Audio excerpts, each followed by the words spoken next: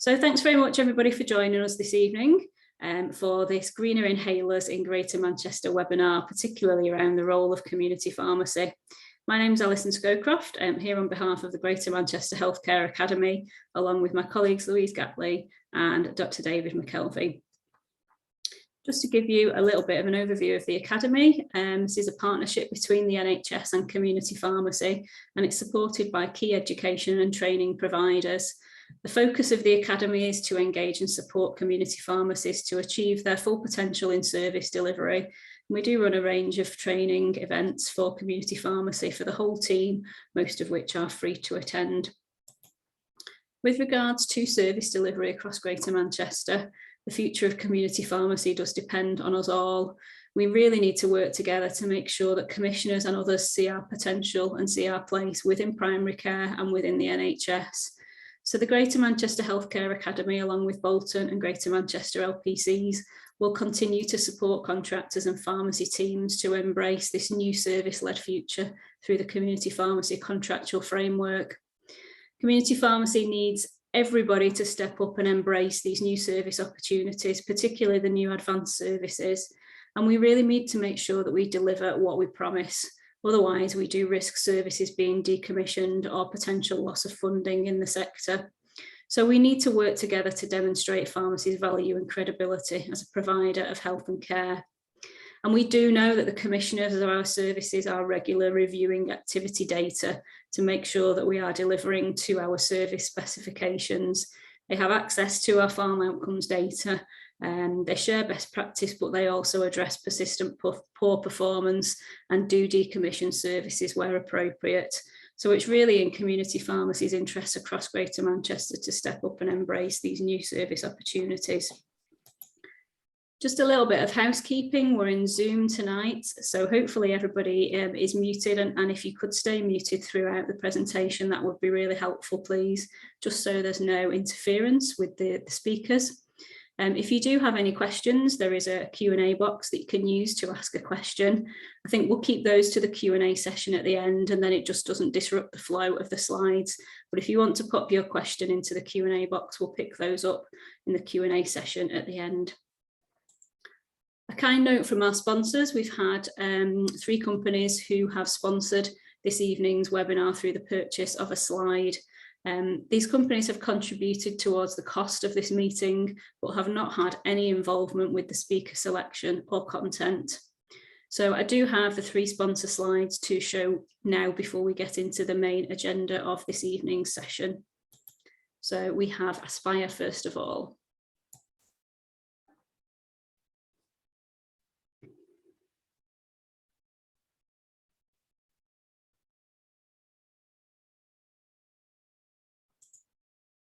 Okay, so just moving into the agenda for this evening, David's going to kick things off for us with some background and context to the climate crisis, greener NHS, and how inhalers do impact upon the NHS carbon footprint. He'll then talk to you a little bit about the drive to improve respiratory care along with planetary care.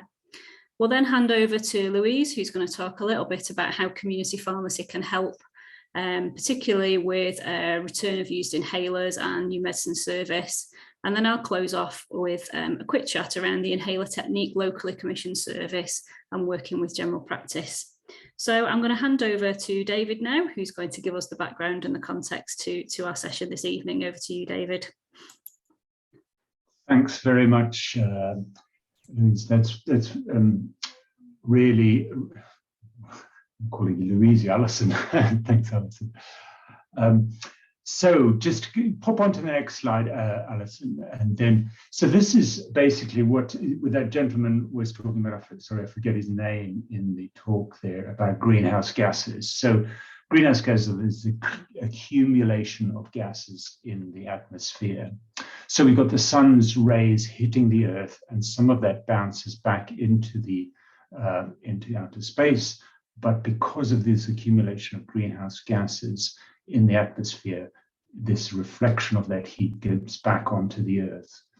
So if we go on to the next slide, we can see that we have got the effect of the temperatures rising over time. This is a really interesting graph that I was looking at recently showing how we're predicted to hit 1.5. Now, 1.5 is this critical number, which the scientists tell us is potentially where we hit some tipping points.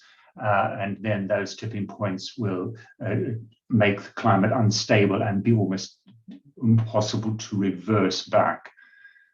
So we can see that actually this is coming quite quickly. We're talking about the 2030s. We're talking about 12 years or something like that, 10 to 12 years. So it's really, really close. It's really, really concerning. And this is the kind of thing that keeps me awake at night, really, sometimes, just thinking about this inevitability of it. And we've had COP meetings going on over decades. We've had people like that man in the Aspire, which I obviously take issue with what he said, that people are saying, oh, this is only a small part of the overall footprint, therefore we don't have to worry about it. We all need to worry about it, and we all need to look at ways that we could do it in a safe way. So if we can go on to the next slide, please. So this is looking at the projections going forward. So we've got the black line showing the historical emissions. And then the top blue one there is the current policies that are in place with governments. And then the thin blue line shows the pledges. And then the orange line below that is the optimistic rate. So this is, like Britain saying we're going to be carbon zero by 2050. So we can see that that's well above where we need to be to actually get to that bottom green line of what's consistent with 1.5. So even the optimistic targets are missing the point. Never name the pledges, never name the policies that are in place at the minute. So we've got a massive gap between what needs to be done and where we are at the minute in terms of getting those emissions down and getting them down really, really fast and really quickly. So pop on to the next slide. So we've got this climate crisis, and Antonio Guterres, the UN Secretary General, says the latest IPCC report, which is out this year, is an atlas of human suffering and a damning indictment of failed climate leadership. Basically, that we are heading towards a catastrophe and we need to do something within our capabilities and where we're up to. So next slide. So I sort of think about these climate actions on three different levels. So we've got the light bulb there showing personal actions, going through your house and changing all your light bulbs to LEDs, maybe not flying or not using your car as much, etc. And then on the far other side, national actions. So that's Doctors for Extinction Rebellion, campaigning on a national level to try and amplify the thing, to get governments to stop investing in more fossil fuels. And their government is still doing that and is still planning to open new fossil fuels. So there's new fossil fuel wells and is encouraging more investment through its latest actions. So there's a campaigning thing that has to happen because the governments are not meeting the needs where we are. But in between these two, we've got this fabulous place of the organization where we can get together and we can do things together and make changes. So that's where this talk is basically about. What can we do as organizations together? Next slide, please. So the greener NHS, so NHS has been fantastic, actually. So it's come up with this lovely idea that we're going to try and get to net carbon zero by 2040. And this is the first, healthcare system in the world to try and do that. And what they've done is they've tried to work out across the range of all the activities, where can we make a difference? And within that frame, we have got inhalers. And you can see that it is not inconsiderable. It's 4% of the NHS carbon footprint. So we go on to the next slide. So on this, we can see that all medicines is 25% of the emissions, and inhalers are a big part of the side, 3%. And we've got masses of inhalers that are prescribed every year in the UK. So we go to the next slide. So where is this coming from? And we've already heard this evening that it's the propellant gases within an inhaler that have the most effect. So the propellant gases mean that a meter-dose inhaler is, this is a standard meter-dose inhaler like Ventolin. It's equivalent to driving 175 miles in a car, whereas if you use a dry powder one, it's only 4 miles. So the colorful orange chart on the right is to demonstrate how much of that is actually in the manufacturing. So only 4% of a meter-dose inhaler is actually due to the manufacturing. And most of it is in the use of it, and indeed in the disposal of it. Because once a patient is using the inhaler, when they perceive it to be empty, they dispose of it. Now, there are HFCs, the hydrofluorocarbon chemicals, still in there, and they are released into the environment at the point of disposal, unless we dispose of them appropriately. Next slide, please. So I suppose there's this question of won't patients suffer, which is something that we're all concerned about what actually is the issue. So we can see here, this is an age standardized mortality rates, and we can see that Sweden up at the top there has uses MDIs for maintenance, only 9% of MDIs. So most of their stuff is dry powder inhaler, and they have a much lower mortality rate than places like UK and United States, who use more MDI inhalers. So I mean, it's not obviously causal, but it does suggest that using dry powder inhalers should not be to the detriment of the health outcomes for the patients. So next slide, please. So we have got this drive then to try and improve patients' respiratory care alongside the planetary care.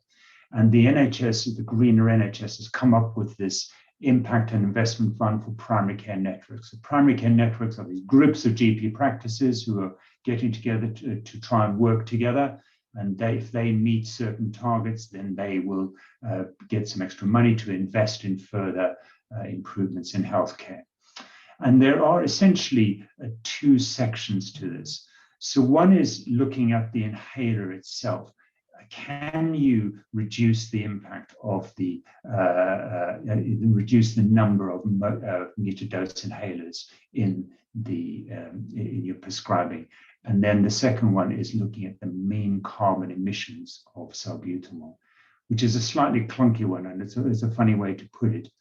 But if we consider that Ventolin has got a 28 kilogram equivalence of carbon emissions compared to Selamol and Aramir, which have got 10 kilogram equivalents, and dry powder inhaler is 1 kilogram equivalent, you can see that what they're trying to encourage there is a move from Ventolin to Selamol and Aramir for your meter-dose inhaler if you need to use that, but obviously if you can move to dry powder inhaler, that's much, much better. So alongside that, there's also this thing about looking at asthma care, because we saw on that chart that asthma care in Britain isn't that brilliant. And there is this problem that we've got, is that a lot of asthmatics are over-reliant on the SABA, the reliever inhaler, and they're not actually using the inhaled corticosteroids on a regular basis. So they keep using the salbutamol inhaler. So if we can have the next slide, please. So on the left side of your screen there, we've got the BTS steps. So BTS 1 and 2, so that's the people who are on the lower level. We can see that if they've got a high use of a SABA, it's almost double the rate of exacerbations. And indeed, even if somebody's on BTS, the British Thoracic Society, steps 3 and 4 of treatment, again, it's nearly double the rates of exacerbation if you're a high SABA user. So we can identify patients who are using lots of SABA inhalers. They are the ones who are probably going to be more likely to have exacerbations.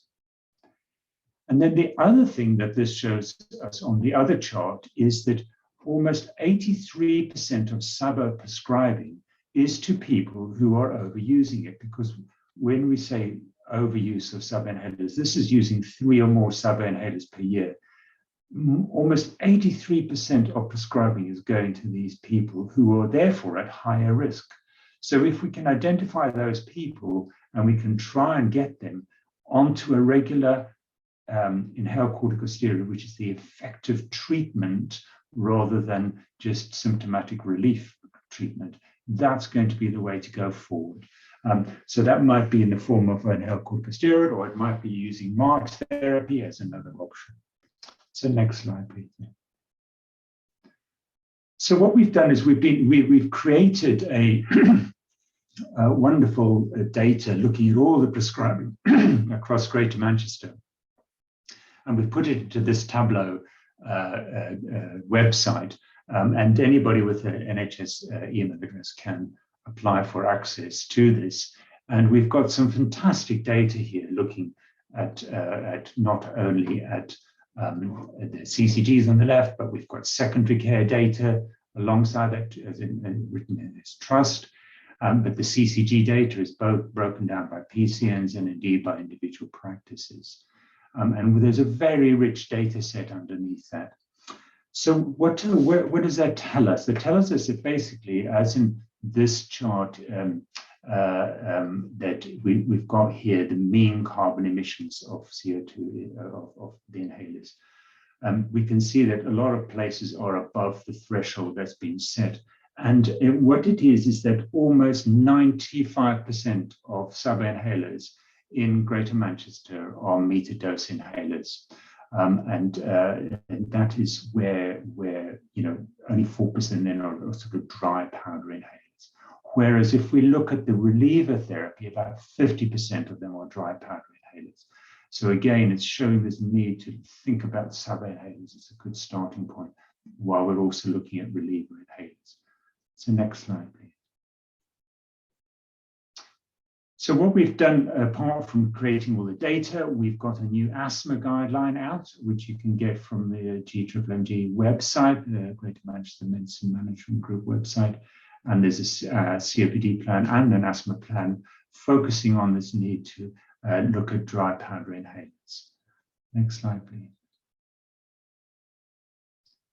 So when we think about the difference between them, we've got the dry powder inhalers is using the powder to lift the medication into the airways. And as you're breathing it in, the little particles of drug lift off the powder and penetrate deeply into the lungs. So you don't need any coordination. You've just got to have a good, strong, deep breath in. You don't need a spacer. There are a number of different designs, but that will fit different people because some patients like different options. Most of them have a dose counter, which is fantastic because you know then when it's empty. And poor technique often leads to taste in the mouth. MDIs, as we know, use propellant gas to do it, and they NOS need coordination, so spaces are often needed to optimize the delivery, and it's got a different slow, steady inhalation that's required. And you don't really know when it's empty, and there's various suggestions have been that you weigh the inhaler to see if it's empty, but nothing's really shown to be terribly useful, so you don't know what's going on. Poor technique can lead to a buzz. I do often think that patients have a poor technique and a lot hits the back of the throat, and so they get this palpitations and this little adrenergic kind of buzz, and then they feel better, and that's what they think is doing the medicine's working, when actually it isn't really working. It's just been absorbed in their bloodstream and not into their lungs. So next slide, please. So just thinking about this, then where do we go from here? So climate change is here and it's getting worse. And moving from dry powder inhalers to dry powder inhalers from MDIs can improve patient and planetary care. It can be more convenient for the patient. It's easier to teach than using an MDI inhaler, and it can get better outcomes, or at least as good outcomes as MDI inhalers. And then we can work together, and so that will bring the benefits for us. So that's where we're up to really with Greater Manchester. We're working together with a team. We're doing talks with the GP practices, with practice nurses, and also with secondary care, and now with you guys as well, trying to all pull us together into this network, this ecology of relationship. How do we make a change? And really we need to take big thing about, what can we do individually that's going to turn this around, and how can we involve others in bringing this forward, this big change that we need to do. Just before I finish, one of the new pages that's been added to that Tableau website is a calculation of the carbon dioxide equivalents of the emissions in Greater Manchester. So and basically per month in Greater Manchester, we're releasing 4,000 tons of CO2 equivalents. So each ton can be considered as a hot air balloon. So it's like 4,000 hot air balloons over Greater Manchester each month is the kind of emissions that we're adding to from inhalers. And you just think of all those balloons going up each month. And that's the thing that we as an organization can make an impact on. We working together can make an impact on that, and we can change it. And it's only us between primary care and secondary care, because primary care, secondary care, and community pharmacy, but largely primary care and pharmacy, because we're the guys who do most of the inhaler prescribing and dispensing. So we're the people who can make the difference. Yeah. Right. I think that's me. I think, is that right? Or have I got another slide? Yeah. No, that's great. Thanks, David. Some really interesting stuff there. So thank you very much. I'm just going to hand over to Louise now, who's going to talk us through a little bit around how community pharmacy can help with some of the stuff that you've just talked about, the challenge that you've set for primary care.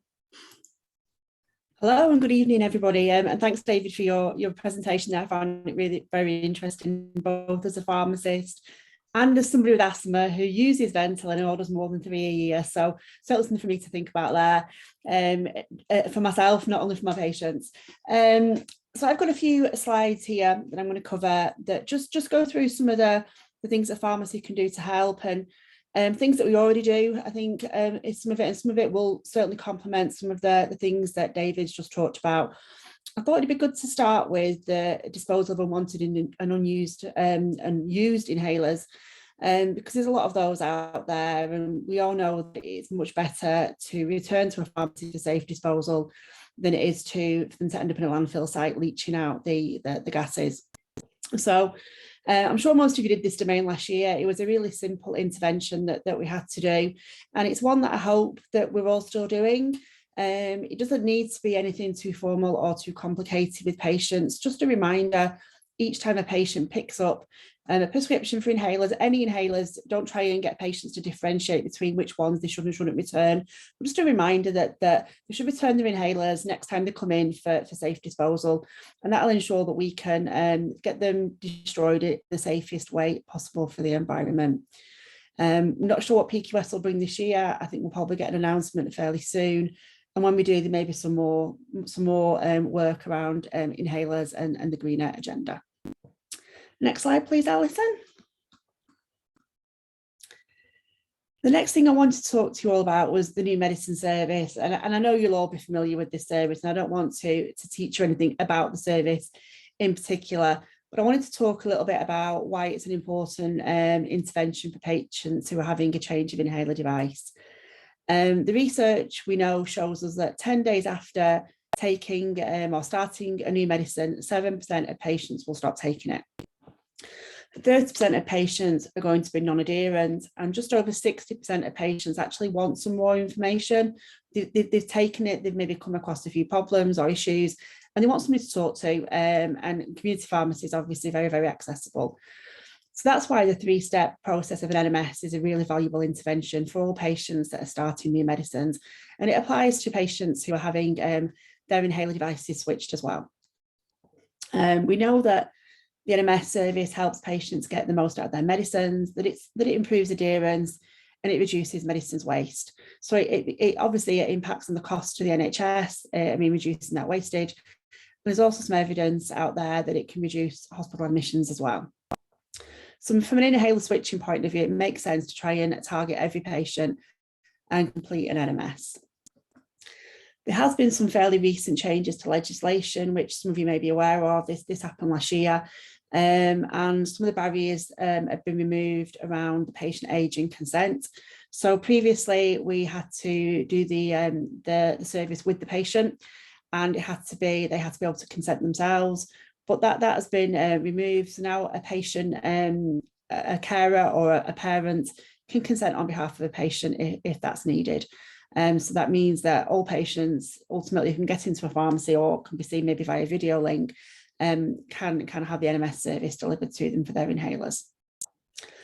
One thing to note though, it doesn't include patients who are having a change of strength for the same device, or for patients that are changing back to a device that they may have previously used. So if you've got a patient on an MDI, there's a unsuccessful switch to a dry powder inhaler, and there is a need for that patient to return back to an MDI, then that wouldn't, an NMS wouldn't be appropriate in that case. So what we're asking you to do is that for any patients where you notice a switch, that you make a note on the prescription bag, you ensure that the patients are briefed at the time that they collect that new inhaler, given any initial advice, technique advice around how to use it, and then that you work through stages 2 and 3 of the service where you can with the follow-ups. At the same time, making sure, if needed, that you feed back any information back to the GP. And next slide, please, Alison. The final slide for me, a bit of a controversial topic, electronic repeat dispensing, I suppose. We know it's very variable use across GM and across the country. We have some practices that have really embraced it, and we have many others who haven't. But we do know that where it works well, patients, pharmacy teams and GPs really value it. So if you've got a good relationship with your local practices, it probably is worth having a chat and just a reminder about ERD in general and highlighting some of the benefits. The questions that get asked are there on the right-hand side, and they should be asked each time a person picks up a prescription. And I think from an inhaler point of view, off many medicine really, the third bullet point is a really important one when somebody's starting something new, is if they've had any problems or side effects. So it is an opportunity there for a patient to have repeated questions asked of them at collection times and to be able to provide some feedback and get any support that they may need. Obviously, we wouldn't want ERD setting up straight away at the time that a patient is first switched, because we need to make sure that patient is, we've got some assurance, I suppose, that the patient is happy with their new medicine before. So certainly once you finish that NMS process, that could be a prompt to speak to the GP about putting them onto an ERD. Maybe starting with a repeat of 3 months and then moving on to something a bit bigger, of 6 or 12, depending on what the patient and the GP are happy with. And that's all for me, Alison. There's not a huge amount there, but I know you've got a few more things to talk about around some of the services. Thanks, Lou. So just taking on from electronic repeat dispensing and LMS, and the other thing that we wanted to talk to you about was the improving inhaler technique through community pharmacy. So this is a locally commissioned service that's commissioned by the GM Health and Social Care Partnership from around 67 pharmacies across Greater Manchester. So we've broadly got 1 pharmacy per PCN commissioned to deliver this service. And this service has been around for a good few years now. It's specifically around the pharmacist or the pharmacy technician assessing a patient's inhaler technique, demonstrating the correct inhaler technique if appropriate, having a conversation around adherence to their prescribed inhalers, and also importantly talking about the patient's smoking status and offering smoking cessation advice or referral as appropriate. Both of the consultations that take part in, that are delivered as part of this service use the asthma control test or the COPD assessment test to assess the patient's control of their condition. A follow-up consultation is usually delivered within 6 to 12 weeks of that initial consultation, and that's used to recheck the technique and make sure that it sticks. Quite a lot of the time patients will slip back into their poor inhaler technique even though you've demonstrated the correct technique to them. So that follow-up is intended to make sure that the correct inhaler technique is stuck with the patient. And we also take the ACT and the CAT scores at the second consultation as well. Around 75% of patients in this service are showing an improved score between that initial consultation and that follow-up 6 to 12 weeks later. So there's some really good statistics there that show that community pharmacy is having a positive impact on a patient's asthma or COPD control. The results of this service are improved patient outcomes, patients will have better control of their asthma or COPD through their improved inhaler technique. Relating back to one of the slides that David showed, there will be reduced adverse events if patients have got better inhaler technique and better control. And we're also going to support with reduced waste and also try to tackle some of that work that David also mentioned around the overuse of the SABA inhaler. So if you are in a pharmacy that is commissioned to deliver the Improving Inhaler Technique service, then you can initiate those greener inhaler discussions with your patients. You can make recommendations to the patient's GP as part of this service. And if you have a good relationship with the practices around and about your pharmacy, then this might be something that you want to talk to them about going forwards. It might be a good idea to focus on a recommendation of a switch, particularly if a patient's control is poor or if their inhaler technique is poor. And also where you've got a patient that's prescribed several different device types, that just becomes really confusing for the patient if they're using an MDI and a DPI and then a soft mist inhaler, for example. So there may be some opportunities to rationalise the different types of devices that a patient uses and also combine that with a move away from MDI towards DPI. And as David mentioned earlier, that powdery taste that people get with a DPI is quite often due to poor technique. So there is no reason why with an appropriate technique being demonstrated to the patient that a DPI cannot be quite well tolerated by the patient. So if you're in a pharmacy that delivers this service, then I'd really encourage you to interrogate your PMR to identify patients who might be appropriate to target for an inhaler technique consultation.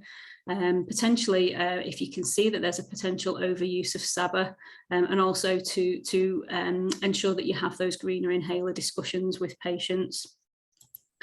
Finally, we just wanted to talk a little bit about how community pharmacy and general practice can work together.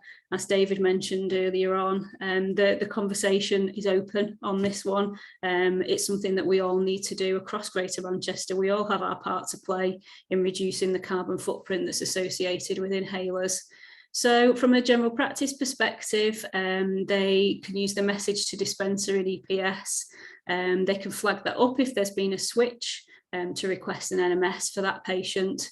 And also general practice can work closely with their community pharmacies to seek feedback from pharmacies to make sure that there is that two-way communication. From a pharmacy perspective, really important if you can provide that regular feedback to the practice to discuss any issues that you've encountered through the NMS consultations that you deliver with patients or through your inhaler technique service consultations, and also potentially to discuss the provision of repeat dispensing.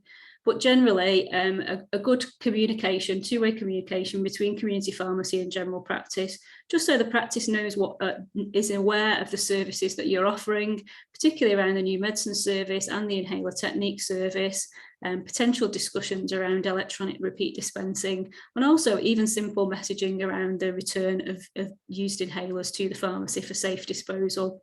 So really encourage you to reach out to the practices in your area and make sure they're aware of the good work that you're doing. We've just got a few resources that we wanted to share with you, some links here. We will send a copy of the slides out to the attendees for today, and then you can access the links. Lots of information and resources out there to help with this type of work. And so without any further ado, I am going to go into the Q&A session. So if anybody has any questions and they would like to come off mute and talk to us, that would be lovely. I'm going to stop sharing my screen now so that I can see the chat box if there's any questions in there. So I can see we do have a question here. So regarding inhalers in children, can we do NMS in children without consent? That might be a question for you, Lou. Yeah, that's definitely one for me, Alison. It's not without consent, it's that the patient themselves doesn't have to consent. So if they've got a parent with them who can consent on their behalf, that's who would give the consent for the service to go ahead. Certainly with asthma and NMS, we're looking at somebody's got a diagnosis. So that wouldn't be the very young children who maybe haven't got a diagnosis. Dave may be able to give them a bit more detail around kind of what age you'd be looking at diagnosing children. But certainly now we can do an NMS with anybody for any of the eligible disease states. So certainly your children with the consent of a parent, or elderly patients who may be confused, we could do an NMS, and the consent could be given by a relative or a carer. So that it was new. I think it was maybe last November that came in, but it's certainly a usual addition to the NMS service. Brilliant, thanks Lou. And I have an NMS related question. Is there a limit to the number of NMS that you can do with a particular patient? No, so you can do as many NMSs in a year for the same person if they've had a number of new medicines or inhaler device switches. There's no real limit. You can't do it if, like I said before, if you're switching back to something you previously used, and that's the only real caveat in that. And you can't as well with NMS if it's a simple change of strength of an inhaler, that wouldn't be an NMS because that would be the same device. And what about somebody who's prescribed inhalers just for a cough? Could you do an NMS on that? No, they would need a diagnosis of asthma or COPD. Brilliant, thank you. No reason though why you shouldn't, support that patient. There's no reason why you shouldn't explain to them how to use it and demonstrate it. But certainly an NMS in that one wouldn't technically would come under the service description. Thank you. And I was thinking before when we were talking about the different types of devices, how would you manage a patient who had dexterity issues? So maybe somebody who had arthritis in the hands. Is there anything that you could think of that might be helpful to support that type of patient with their inhaler technique? Yeah, I think from my point of view, I suppose looking at the resources we've given you today, there's a link on there, isn't there, Alison, to the spreadsheet we pulled together with the placebos. So I think having a really good range of placebos in stock is really important, and you can order. I think we've got almost all inhaler devices on there and where to order them. So order yourself a decent set of placebos and just spend a little bit of time working through with the patient on how to use it. A couple of years ago, I had a patient with motor neuron disease who she was desperate to continue independence for as long as she could, which was really struggling with Aspire. But we spent some time and we looked at techniques and ways that she could manage it, and she did, and she managed it for a good few months afterwards and kept her independence, which was so important to her. So I think it is having the right tools there to be able to do it, because obviously you can't start playing with the real devices. Make sure you get your placebos ordered. Brilliant, thanks Lou. And David, I think one of the staggering statistics that you had in your slides was that one where it had the Ventolin is 28, was it kilograms equivalent? And then the Salamol and Aramir was 10, I think, and then the DPI was 1. But one thing that I found, and I know with talking to Louise about this, she'd found the same, was that patients don't really tend to like Salamol. It doesn't seem to be very well received by patients. They seem to find that it blocks up more frequently, and it's often a bit powdery and more unpleasant to use. So from a pharmacy prescription, if we've got a generic prescription, have you got any advice on how we could kind of persuade patients to go for the Salamol or the Aramir over the Ventolin that they probably have that really close relationship with? Yeah, it's really interesting. One of the things that I was in that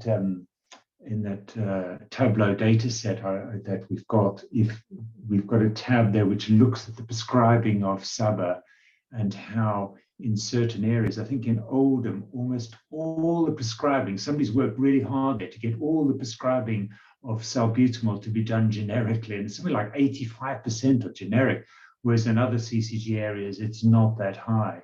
And I note in certain PCNs, there's one up in Middleton, Hayward area, where they've switched. You can see their data, their CO2 equivalent has just plummeted, and you look through the data, what have they done? And what they've done is they've switched the generics to Salamol, and it's made a massive difference, really dramatically. So I haven't made contact with them to find out what the feedback is on that and how the patients like it, but there is definitely a difference about the inhalers. Fully accept that, and I think that's due to the Salamol and Aramir being a smaller volume and what they do is they dilute the inhalant, the hydrofluoroalkanes, with some alcohol, and that makes it a bit less carbon intensive, as it were. So it's a bit of a challenge, isn't it?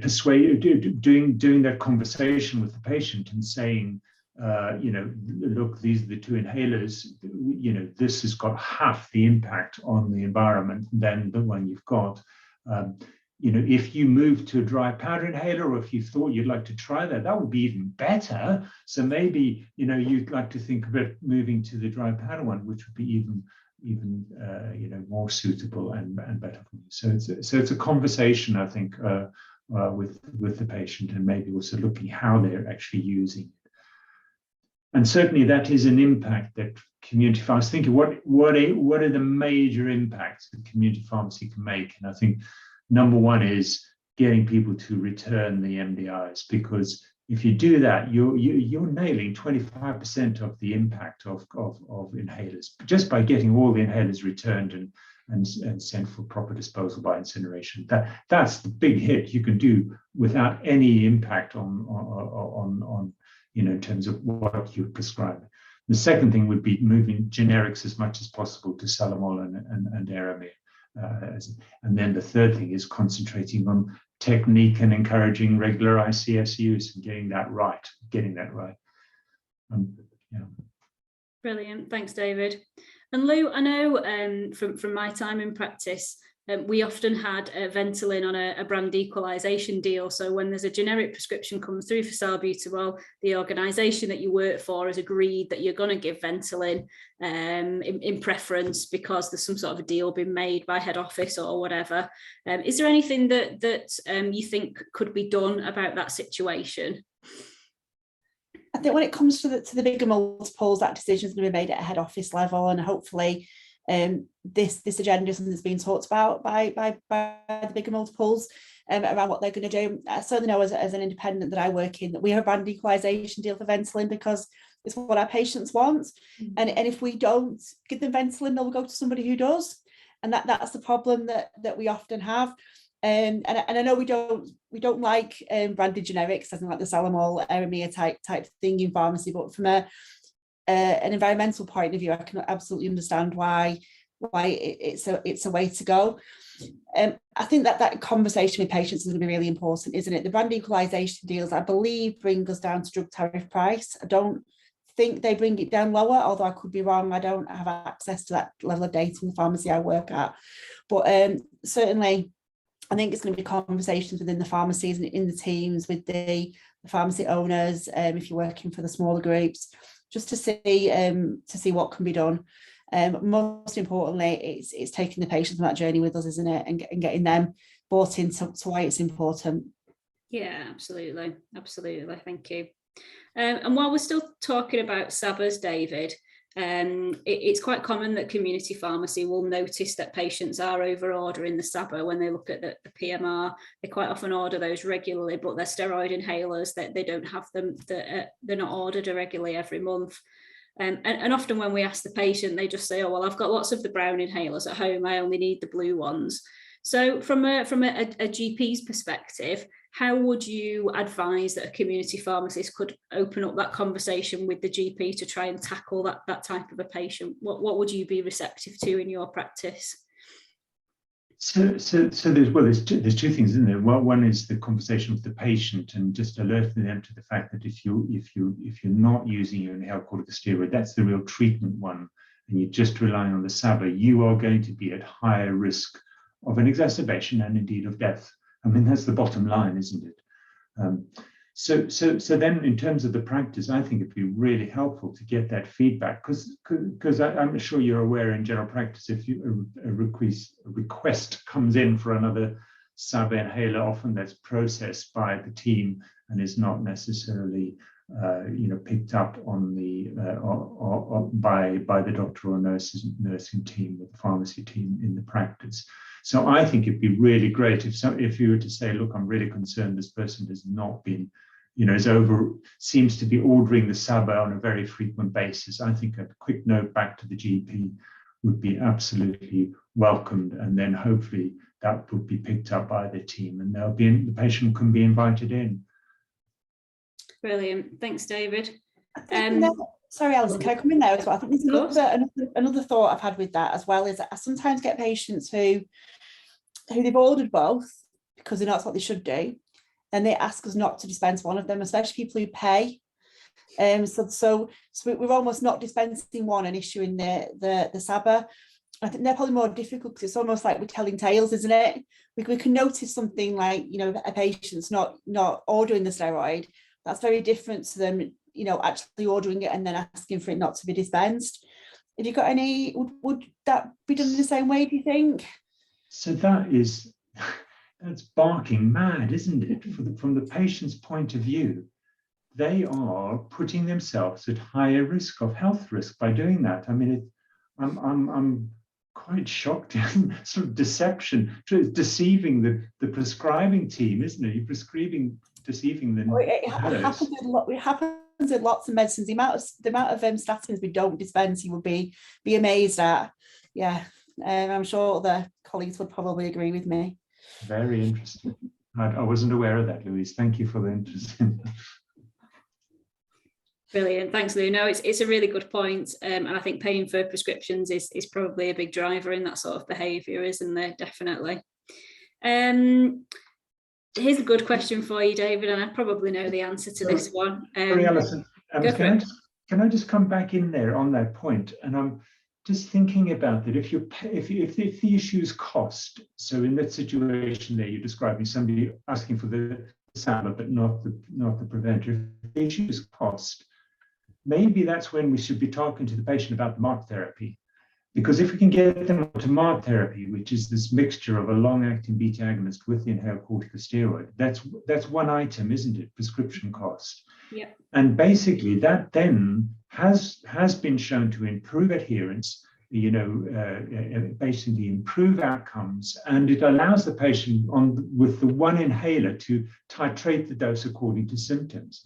So I think this is a thing that we all need to be moving towards that. But in that scenario, I think a conversation with the patient to say, look, this may be a better way forward for you. Would you mind if I contacted the practice and suggested that to the practice nurse, that maybe for you, this would be better because of cost, because of convenience, because of control, that this would be a better option. And I'm sure the practice nurse would be really interested to hear that feedback and try and adapt the prescribing appropriately. So I think that's got to be a golden opportunity for moving in that direction. Is MART therapy something that's routinely prescribed across Greater Manchester? So MART therapy it's in the asthma guidelines, so it is perfectly available for people to prescribe. I think there is an issue about a lot of the practice nurses don't feel that they're up to speed with prescribing it and don't feel they're they're properly attuned to it. So there is definitely a case of an educational program that we need to move on with as we're trying to roll this out.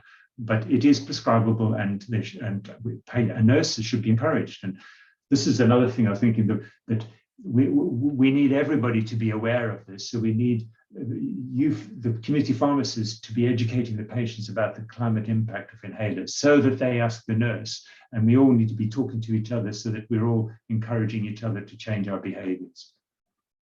Yeah, absolutely. I know when I first found out about MART, it sounded brilliant, but I'm not sure if it's something that you see a lot in practice. I don't know if you've seen much in the pharmacy you work in, Lou, patients on MART therapy.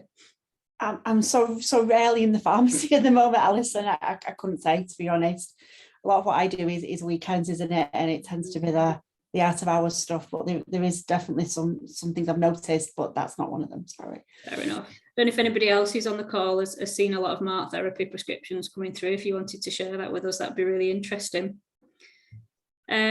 Just moving on, we've had another question, David, around patients who've been asked about recommendations or changes. They say they're going to contact the practice themselves. In that scenario, would you still want the pharmacy to contact the surgery to follow up with that, or should we really just be leaving that for the patient to make contact? Difficult one, isn't it? Do we trust the patient when they say they're going to contact you themselves, or should we be kind of being a bit more proactive? I think there's something there about your relationship of integrity with the patient and them trusting you. So I think that if they say no, don't, then I think you have to not shop them. I think it would only be a situation where you felt that there was some patient safety issue going on, somebody abusing it. I've heard of inhalers being used, for drug taking and things like that. That should probably be flagged, if you were aware of things like that. But otherwise, I guess we have to trust the patients. But there is a concern that they never will. But I think if there's something that's economically in their benefit and would simplify their treatment, as in MART therapy, maybe they will actually do it. Definitely. And Farah's saying she's seen a few more prescriptions coming through for MART therapy, so that's good to know. It's definitely happening in some places. We're just coming towards the hour now, so I will just give a final call if anybody else has got any questions they would like to ask colleagues this evening. Please stick them into the chat box if you can, just before we wrap up. As I mentioned at the beginning of the webinar this evening, we will get a copy of the slides sent out to everybody that's attended, so you've got links, the links that are in the slides to be useful. And we're also going to make a recorded version of this webinar available, and we'll get that sent out through our usual channels. So if you do have any colleagues who weren't able to attend this evening, who you think would benefit from watching this, the recording of this session, then please do signpost them in that direction once we send out the link to the video. I can't see any more questions coming through in the chat box. If you do have a question, please feel free to jump on now and share that with us, or if you wanted to come off mute and talk to us, you can do that as well. If not, I will bring the session to, go ahead, David. Yes, Alison, I wondered about just bringing up the little mnemonic that we were throwing around our inhalers group at Greater Manchester, the review, reduce and return. The idea of, so number one is review the patient. Are they actually taking the inhalers? How are they using? Are they on the right dose, etc.? And how are they using it? So number one is review the patient's control, because that is absolutely fundamental, and getting them onto more ICS and less SABA. Then reduce is basically about reducing the carbon. So reducing the amount of carbon in each inhaler. So that's about, as we were mentioning, going from Ventolin to Salomonar, but preferably onto the dry powder inhaler.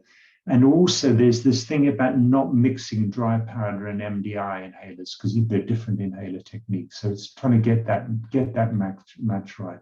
So try as much as possible to find the lowest carbon option around.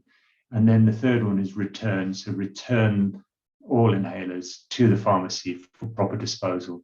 So if you just keep thinking about that review the patient, reduce the carbon, and return to the pharmacy.